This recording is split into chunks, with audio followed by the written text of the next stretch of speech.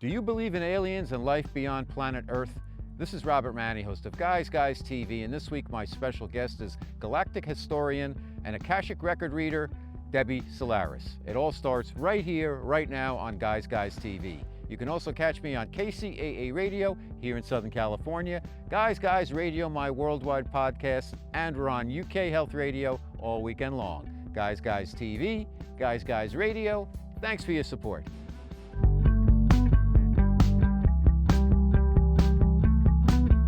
Okay, Guys Radio, it is the interview portion of our show, and I'm delighted to bring back one of my favorite guests and favorite people, Debbie Solaris. Debbie is an amazing person. Let me tell a little bit about her. She's originally an ET contactee, so she was abducted by ETs, an interdimensional traveler, galactic Akashic record reader, and galactic historian. After her extraterrestrial contact experience a few years ago, Debbie awakened to her true star lineage and higher calling. And through the ancestral knowledge and connection with the Akashic records, she's been receiving downloads of galactic history and information and universal spiritual knowledge. And she feels there's a big part of her mission while here on Earth is to help awaken people, awaken their knowledge to their true divine selves and cosmic origins. It's really fascinating stuff. There's not too many folks doing it, and nobody does it like Debbie. She's now a worldwide brand, and I'm so thrilled that she's back because she came on our show very early in the game, and she has just exploded her brand, and she's everywhere, and she's doing great work, and she's a really, really nice person also. So welcome back to Guys Radio, Debbie Solaris. Thanks for having me on. And yeah, I remember like a few years ago, you had me on, like, I think I was one of your, I don't know if I was one of your first clients, but I was one of the early ones. And you know, we had so much fun back then. And it's cool to see that, you know, your podcast has grown and my work has grown, and, you know, just the journey that this is all taking us on, and how we just continue to have fun together. You know, it's just always so wonderful. All good. And Debbie, you've been on, with George Noory on Gaia, with Regina Meredith, two top interviewers. So I'm delighted that you're back here with me on Guys Radio. For the folks who are not familiar with you and maybe have heard the term Akashic Records but are not sure what that is, tell us what happened to you originally. You were abducted. You were a regular person working a regular corporate job, and then you got taken up to a spaceship. I got taken on a ship. Yeah, no, it was crazy story. It never gets any less crazy, but I actually feel very grateful I had that experience because it was life-changing. I mean, it completely changed my life, and now I not only got awakened to my, you know, innate gifts, you know, but I get to help a lot of people out there, you know. So it's a great thing. So the way the story started out, and I'll give you guys, because we only have a limited amount of time, just a I'll give you snapshot.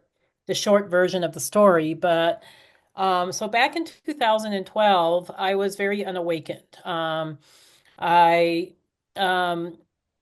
However, you know, I was starting to get some inklings about UFOs and ETs through my partner, my now husband.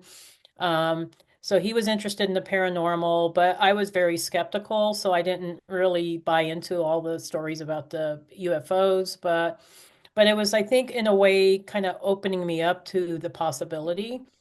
But I would have never imagined that I would have my own experience. So back in 2012, I sent out this prayer to the universe, asking the universe for divine assistance for planet Earth, because I just felt like there was a lot of suffering here, and it was needless suffering. It's been ongoing for way too long, and it's like, okay, we're in the 21st century now. Why isn't this being eradicated? You know, so I sent this prayer out, and I never thought that my prayer would be answered or listened to. You know, I prayed like I normally do, and then, you know, went about, you know, my day-to-day life and forgot about it.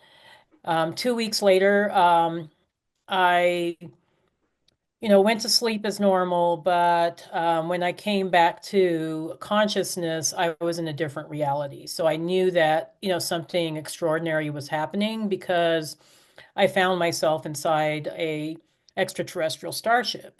And I could tell it was extraterrestrial because I've never seen anything like it. You know, it was just very different. And while I was on this ship, I had the opportunity to interact with extraterrestrial beings who told me they were from the star system of Arcturus. And they told me the location that Arcturus is in the Bodas constellation.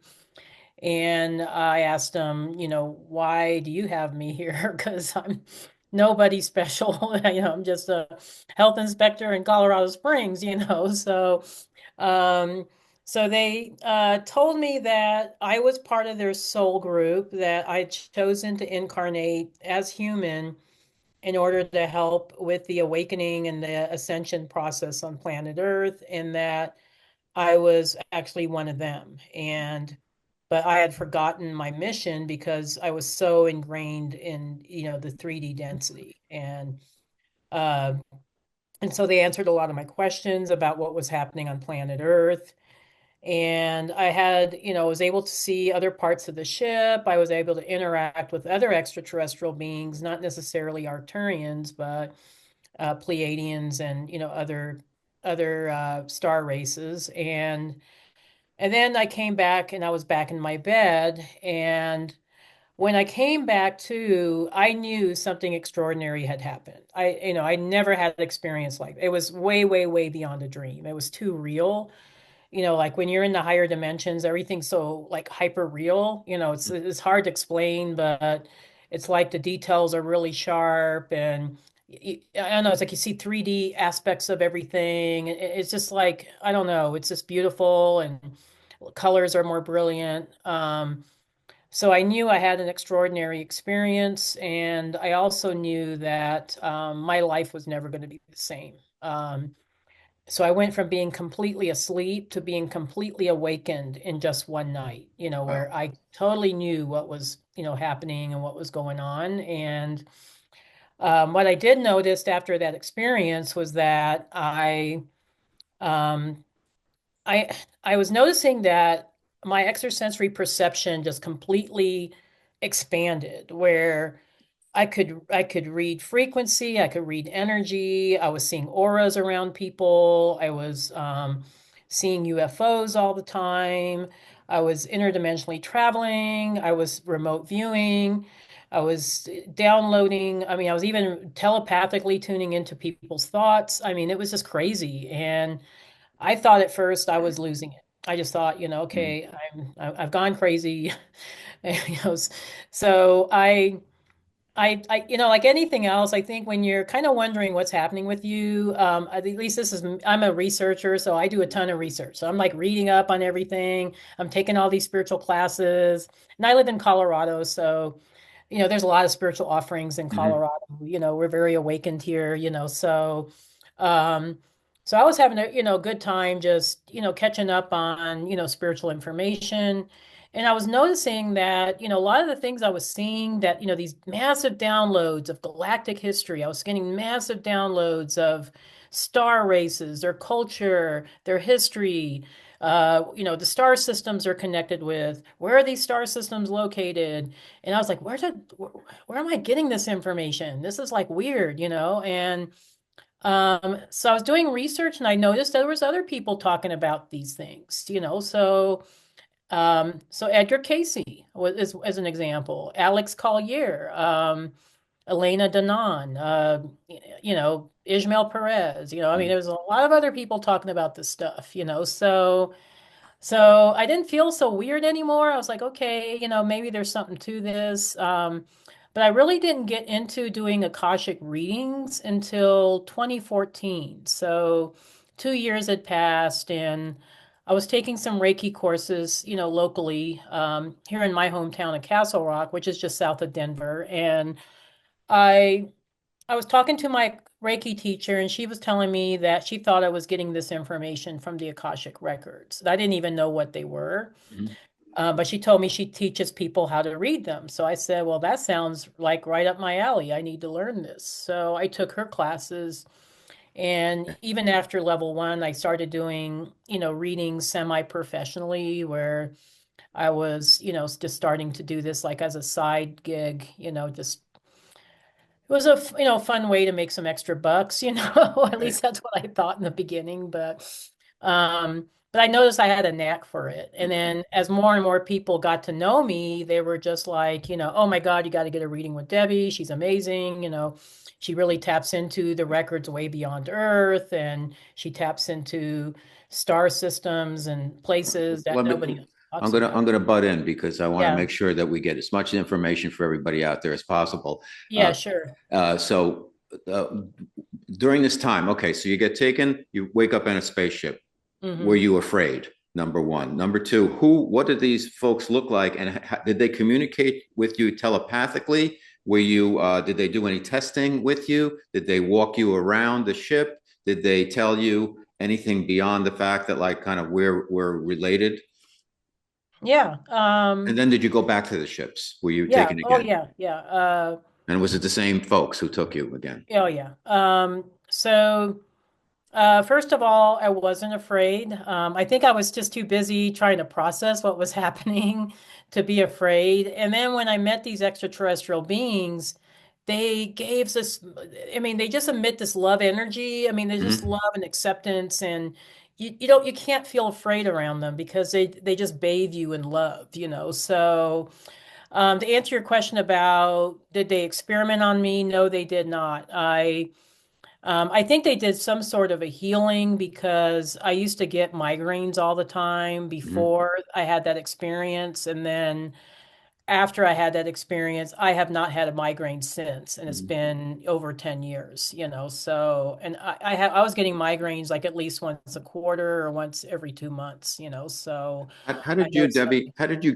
how did you know the different types of races and how did you know how to differentiate them in terms of their looks and how they behaved and how they interact? Was this like a big Galactic Federation type ship that you were on, or was it a smaller ship? And how did you make the distinction as to who's who? Um, well, the Arcturians told me who they were, Okay. so I knew immediately. I mean, and they had this holographic sphere that I was in that they were illustrating where their system was located in the galaxy. So I totally understood who they were. But honestly, some of the races I was running into, I didn't know what they were until later. Okay. So I knew that, oh yeah, they look extraterrestrial or they don't look like they're from Earth. They might, a lot of them were humanoid looking, but they didn't necessarily look like they were from Earth. But I didn't necessarily at the time knew that they were Pleiadian or knew Oh, that they okay. were Syrian. I just knew that they weren't from Earth, Mhm. Do So you still see them? Did they contact you still? And if so, how? um so so to answer that question, I still have connections with the Arcturians every single day. Uh, so I'm part of their soul group. I'm connected. My guides are the Arcturian Collective, so I communicate with them every single day, but I don't necessarily see them like I saw them on the ship. Hmm. So a lot of times it's more clairaudient how I connect with them. And it's kind of like sometimes a running conversation, or sometimes I'm just alone with my thoughts. But I do feel a constant connection with Okay. them. Occasionally, I do interact with other races of beings Mhm. such as the Pleiadians, or Syrians, or Andromedans, those types of beings that Okay. are benevolent beings. But that's kind of more on a need to know basis. So if I need particular information that that race specializes in, then sometimes my guides will say, hey, ask your Syrian guides or ask Okay. your Pleiadian guides. So, um, but it just feels like a family. It doesn't feel weird or like, oh, I'm Mhm. channeling this weird entity. Mhm. It feels like So, a family connection, like I'm hanging out with my Earth family kind of okay. thing. So, what did they tell you about you kind of they helped you rediscover yourself, I guess. Yeah, oh, totally. How did you learn about and could you provide a snapshot for our audience as to what are the main races that are out there that are tied into our planet? Because from what I've learned from you, Debbie, and looking at your website and watching a lot of videos and interviews, like the Earth got seeded by these other races, if you will, intergalactic races, at a certain time. So I think people might be interested in who are they? Who are the main ones? And why planet Earth? And what's going on here now? Yeah, that's a really big question. That's what we do here. I'm gonna have to give you the brief answer to that. But so these races are interested in planet Earth because planet Earth is unique in that it can support a lot of different types of DNA. So these extraterrestrial beings, millions of years ago decided, okay, we're going to come in and bring in DNA from all our different systems and just seed it on this planet. So it was considered to be like a living library. Like it Mhm. was kind of a depository of DNA from many different systems. And so, in addition to that, they also tampered with and modified the human genome. So, Earth humans are one of the few races, of probably the only race of beings that have an influence from as many different star genetics as I would say at least 22 races, but they think it might be even more than that. So we're this composite, this Heinz 57 of different star people that, have all had their hand in, manipulating the Earth genetics. And because of that, I think the galactic councils, that are in other star systems have a particular interest in Earth, So because we're this composite of many different genetics from many different star systems, we're able to ascend and to evolve a lot faster than other races and other systems previously. So it's kind of like an experiment of sorts, but it's also, I think they have a vested interest because we're the only race of beings in this galaxy that have as much influence from different races as we do. So we're kind of unique, and they consider us to be galactic royalty. That I know that sounds crazy, because in some terminology you might say, well, we're just a bunch of mutts, from that are kind of a mix of many different races, but they consider it galactic royalty. So they have a vested interest in seeing this Earth planet succeed. So what happened quite a few million years ago was that there used to be a planet called Maldek, which was between Jupiter and Mars in our solar system. And there was negative factions from the Orion system that were colonizing Maldek. And because they were kind of a warring faction, there was a lot of conflicts in Maldek, and Maldek ended up blowing itself up. So now we have the asteroid belt. That's what's left of Maldek. And so because that happened in our solar system, these extraterrestrial councils do not want to see Earth doing the same thing to itself. So when Earth went through World War I and World War II, they were concerned. They were just like, we can't have Earth blowing itself up, especially after Hiroshima. That was pretty scary for them. Sure.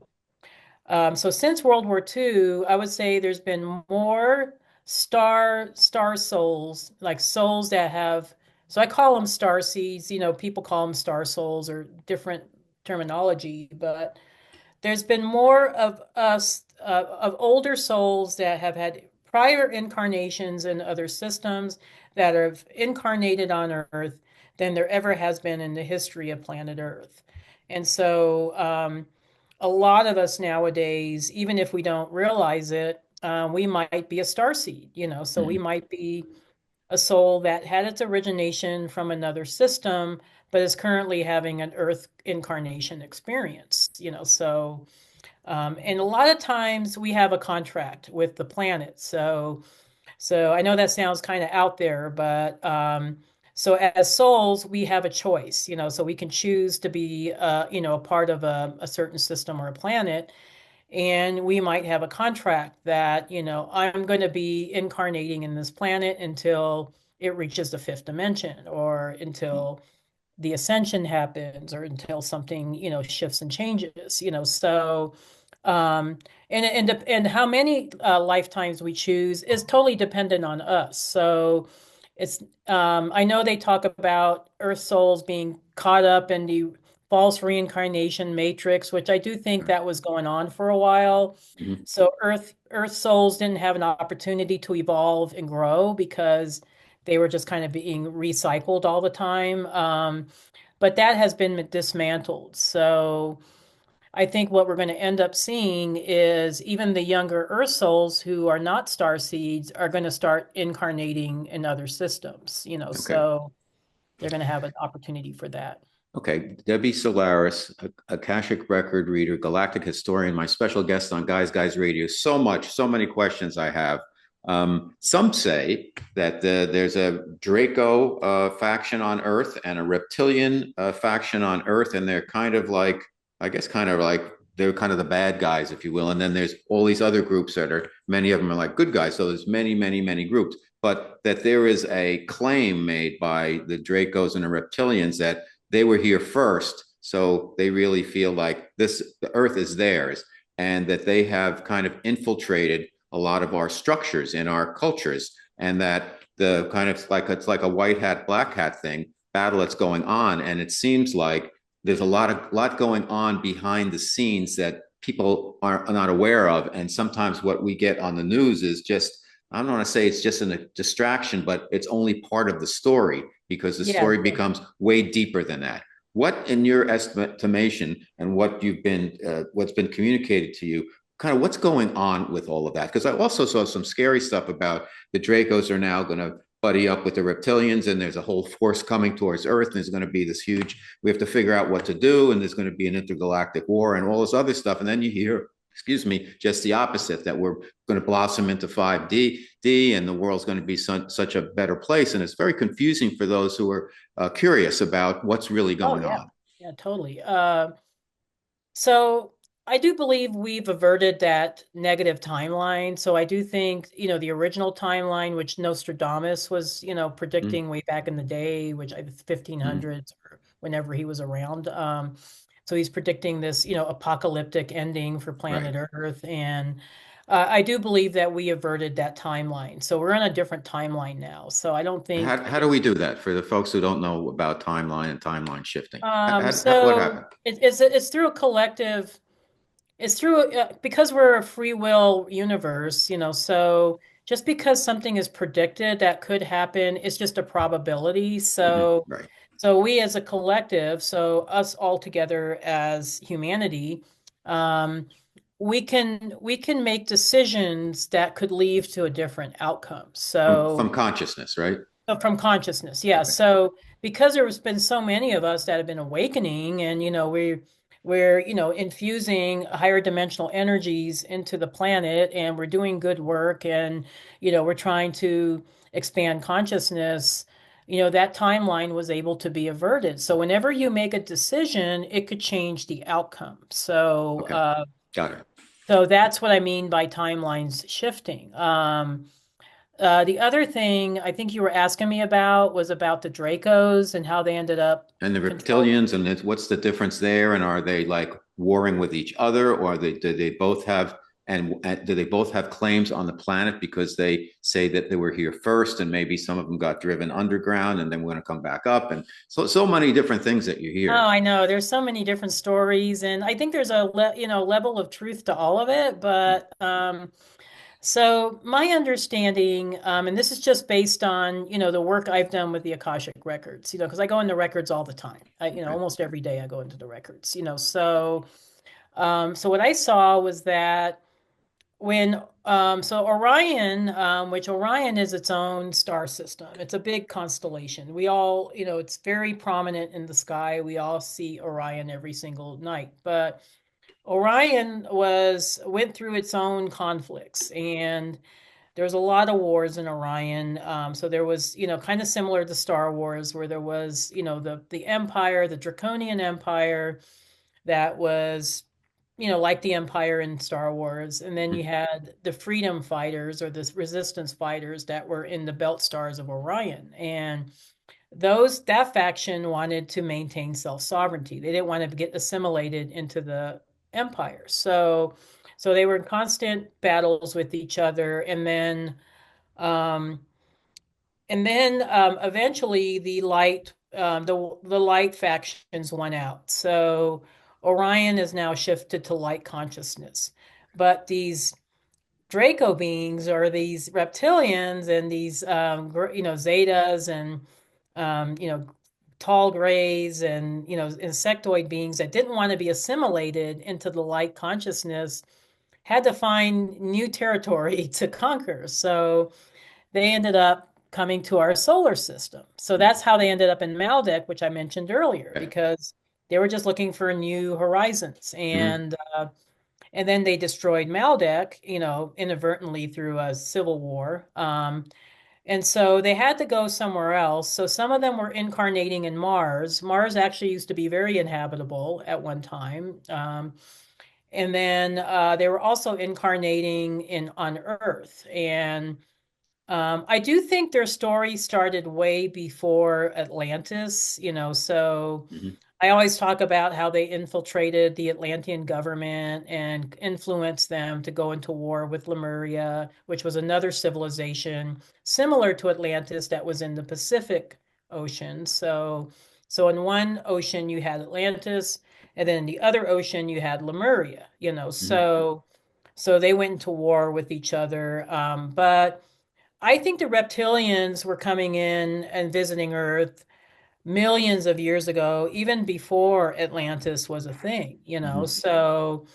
um, so there was a lot of ET colonists that were visiting Earth, way before there was even civilizations here. And so these Draco beings, I don't know if they were the first or not, because the Syrians also claim that they were the first ones, which, who knows I don't know who's telling the truth. I'm just saying, So you know, everybody's taking claim on planet Earth, yeah, oh, basically. And we've got the good guys, we got the bad guys and the good guys, and there's a lot of different races within them, oh, totally. both Yeah. sides, So, right? yeah. So just because you have Syrian factions doesn't mean all of them were benevolent, Right. because there was a lot of serious sea beings that were Mhm. visiting Earth, and they were hybrids, and they were, human reptilian hybrids, and they're what we now call the Anunnaki, so a lot of people have Mhm. heard that terminology, and they were associated with the planet Nibiru, and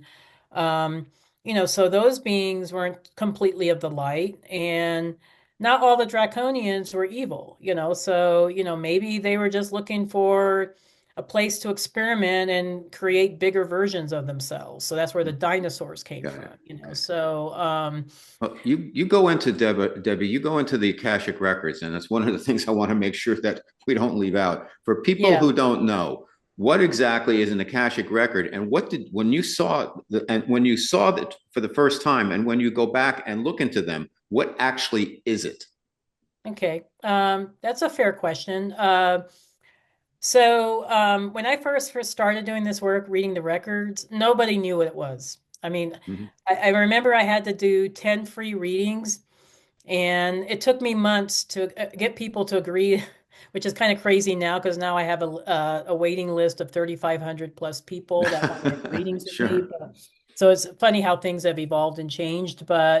Um, but at the time, nobody knew what they were. And my understanding of the Akashic records is that it's an energetic record of the universe. So it's just the universe in itself keeping records of everything that happens in the universe. And it also extends out to other universes. So it's not limited to this universe, because we live in a multi-universe reality. So it could extend as far, or it could be as macrocosm or as microcosm as you want to make it. But we're all contributing to that information. So it comes from all of us. So it's not like group of beings is keeping tabs on us.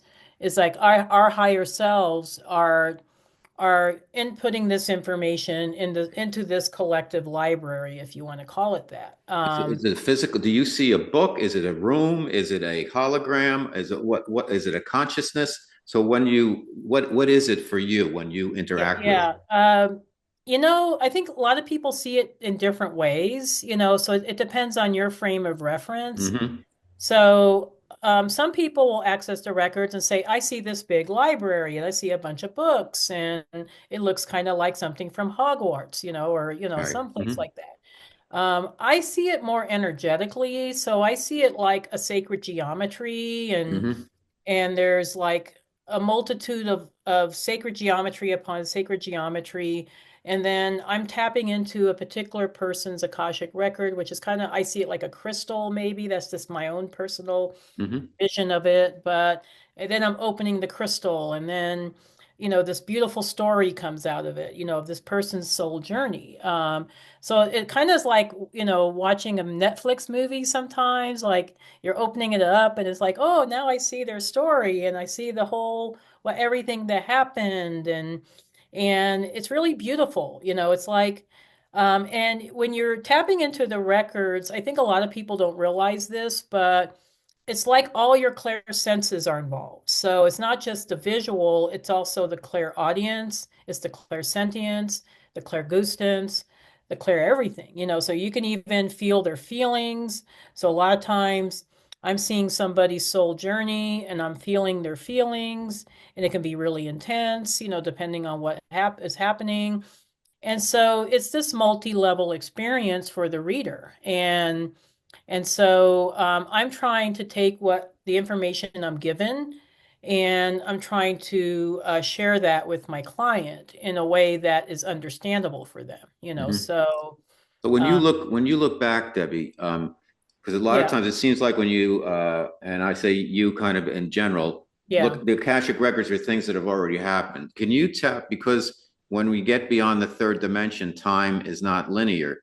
When you tap into the Akashic records, can you then see forward also, Hmm. if everything's happening at once? So it's not Oh, just yeah. about where you've been and what race and planet you came from, but like where you're going and Oh, what's totally. happening. Yeah. I think that's the misconception that people Mhm. have, is that they think it's like a past life regression, Right. and it's way more than that. So it actually taps into what's going on with you currently, and how that might be, maybe alternate dimensional lives might be impacting that.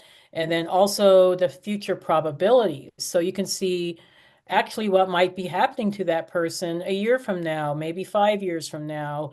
But again, this is probabilities. So, because we're free will beings, we can always change the outcome. So, Do you if see I, that, Debbie? Like, can you oh, see yeah, if you see somebody like myself, for instance, like you yeah. can tell I see what's happening with him 5 years from now, or whatever. When you run into Yeah, people, you usually, can, yeah, sometimes I'll get clients that ask me that, or sometimes I'll just volunteer that information, and I'll see something and I'll say, "Oh, this is a future probability I'm seeing for you, that you're going to be going to Australia." I'm just using Australia as an example. sure.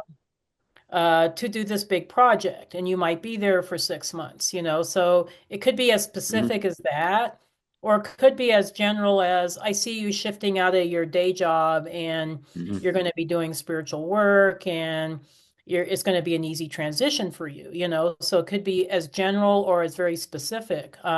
Just to give you an example, because and the reason why I'm bringing this up is because I just talked to this person Okay. yesterday. So I did a reading for a colleague of mine named Jerome Martin, and he's a rising star. He's getting his name out there, and he's been invited to speak at Conscious Life Expo, and he's doing quite well. He's my Arcturian brother, so I love Jerome. So Jerome and I decided to do an energy exchange about a year ago, and so he does this thing where he takes people on board the light ship, and they could have their own extraterrestrial experience, just like I did. And so I thought it'd be interesting to experience that. And then I did an Akashic reading for him. So in his Akashic reading, I kept seeing this girl. Like, it was like towards the end of the reading, and I was like, I keep seeing this girl, and I think you're gonna. And I knew he was single, so Hmm. I was like, I keep seeing you meeting this girl at a conference, and she has long brown hair, she's um and she's really beautiful, and she's a star seed, and you guys are going to have a wonderful relationship. And he thought I was making it up. He didn't pay any attention to it. He was just like, oh, Debbie's just trying to butter me up. I don't know what he was thinking, but But then 6 months later, he actually met this girl, and she was exactly as I envisioned her and described her. And The galactic matchmaker, Debbie. I know. Yeah, just come to me if you can't find your boo, I'll hook you up. So he was so happy because, he wanted a relationship, and they were a great match, and they're still together even now, and he's moving to Arizona to live with Oh, her. And wow. It's yeah, great. so it's really worked out for them. And so you can see things like that. You can see, Mhm. like, ordinary things like that, but you can also see very expansive things. So it's not just limited to, Got it. oh, what's Okay. my soul journey or my soul purpose? It's also, very specific things that you can tap into that might help that person, Let's so let's yeah, let's talk about because we have a couple minutes. I want to make sure we get this in here. So, yeah, Debbie Solaris, my special guest, galactic historian, Akashic record reader, galactic matchmaker now, and what's going on right now on the planet? What do we need to know about and be aware of? What kind of time frames can you give us? And are you optimistic about what's going to happen? Because as you know, every day, this is like middle of March. It's a crisis every day. You can't even turn on the news without it's so polarizing. it is. Whether it's the stock market or Ukraine or Trump or whatever, people are just at each other, They're and it losing seems their like, minds. and They're they're losing losing their minds. They are. It's like insanity. I see it with some of my friends. They're so locked into their positions on things. It's like, my gosh, I'm at the point of like losing friendships because I'm afraid to even talk about anything with a lot of people now. Yeah, And I I think know. everybody's like that. Everybody's just going to stay at home. So what's going on, and what do we need to know, and are we optimistic about things? Well, I'm optimistic about it because I actually see some of this chaos that we're experiencing right now as being very, very necessary to break down the old system. Um, so I think there was a reason why, Trump and, had to go into office, and why, whether you love Trump, hate him, I did an Akashic reading for him, so I know, where I his heart saw it. at. Yep. Yeah, yeah. Yep. So if you guys want to check that out, it's on my YouTube channel. Yep. But anyway, I do think it was necessary because there was this need to break down the old system, and he had to get somebody like Elon Musk to help him with that. And so there's this exponential energy effect that happens when it happens in one country, it starts affecting, everybody else, Hmm. so I do think it's a good thing. It's going to look really rocky. It's going to look really bad. It's going to look like we're heading into World War III, or something crazy like that. But I do think it's necessary to have this breakdown, because otherwise, how are we going to bring in a new system? So I do think Nasara Jasara is going to be implemented. For people that don't know what that is, that's the new financial reset, where all debt is going to be wiped out for individual people. We're all going to get a stipend of monies that was taken from our families, from us, for thousands of years. So it's going to be like this equalizing of the wealth, and people's mortgages are going to be, pretty much forgiven. And I mean, it's just going to be this amazing thing. But the other thing I kept seeing in the records is that we're going to have extraterrestrial contact, where everybody's going to know about it, where it's not going to be hidden, where you're not going to have the government trying to say that, oh, it's just a weather balloon, or it's some, it's our reverse engineering, or, some stupid crazy story, where we're all going to know that we've had visitation. And I think this is going to happen between 2028 and 2032. But like I mentioned before, the timelines can always shift and change. So it It could, seems like things are speeding up, doesn't it, Deb? oh yeah, totally. I mean, I think it could possibly happen this year or next year. I mean, it's like, I mean, so you don't want to get too stuck on, Right. timelines, or, dates, but yeah, I do think that I keep seeing this happening, and I think it's going to be one of our neighbors, so it's going to be one of the extraterrestrial beings that probably it's either Venusian, so I think it might be one of the Venusians from Venus, or it could be Alpha Centaurians, because they're the closest star system to Earth that's outside our solar system. So So I think we're going to have, and they're probably the closest to us as far as vibrationally speaking. So, I mean, they're more advanced, don't get me wrong, but they're not like a sixth dimensional or Right. seventh dimensional Hmm. Pleiadian being, or some being where we can't even see them because they're so brilliant. So these are beings that are going to be visiting us, and it's going to open the portal for space exploration and for new technologies that have been hidden from us for hundreds of years, if not thousands of years. And Earth is going to finally become part of the greater galactic family, where we're going to become like Star Trek, Hmm. where I was kind of joking about this with somebody in another podcast, but it'll be fun when people can say, "Yes, I'm from Earth," and be proud of it. Yep. Like, Yep. Exactly. yeah, We like get to like in see. Star Trek. So I love it. yeah, So Debbie, thank you so much for being back on Guys Radio. I'm sorry I had to interrupt a few times. I just have so many questions and I can't I hold back. know. And you And have so much sometimes information. yeah, no, it's okay. I sometimes forget that not everybody knows my terminology, so I appreciate the interjections. So Okay. no Well, worries. thank you. Yeah. Tell everybody where they can find out more about you. And if they want to get in line, they only have 3,500 people ahead of them to get a reading. Yeah, no, it's the people I'm doing readings now have waited for 2 years. So So, just letting you know, it might be a long wait. so your But website, DebbieSolaris.com. .com, yeah, DebbieSolaris.com is the best way. If you just want to know what's happening with me, just subscribe to the website. It's a good way to stay in touch. And Newsletter, right? yeah, I'm on Facebook, I'm on Instagram. I'm sorry guys, I don't do TikTok. Sorry, just not my thing. But I am on YouTube, so you can find me on YouTube, and I think that's it for now. But I'm always doing different events. So if you want to meet me in person or you want to go to one of my events, just check out the events page. I also offer Starseed related trainings on my training site. It's right on my website. Just go to Yep. training page.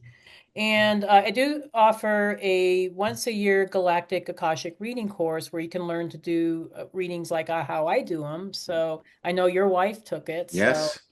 yes, so Yes, she yes, and took she it. loved it. So I Yeah, highly encourage our audience out there. So listen, thank you so much, Debbie. It's always a yeah. pleasure to have you back on Guys Radio. I'm so thrilled for your success and the great work you're doing for humanity. And I urge everybody, go to Debbie's website. We only touched the surface of all the information that Debbie It's can like the share. tippy tip of the iceberg. So Exactly. there's much But more where that comes it from. is Yeah, a tasty, interesting iceberg, though. So yeah, thank yeah, you so yeah. much, Debbie. We'll see you again soon, I hope.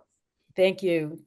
Okay. If you enjoy the guests and content I bring you each and every week to Guys TV and Guys Radio, please support us by subscribing to our channels and platforms.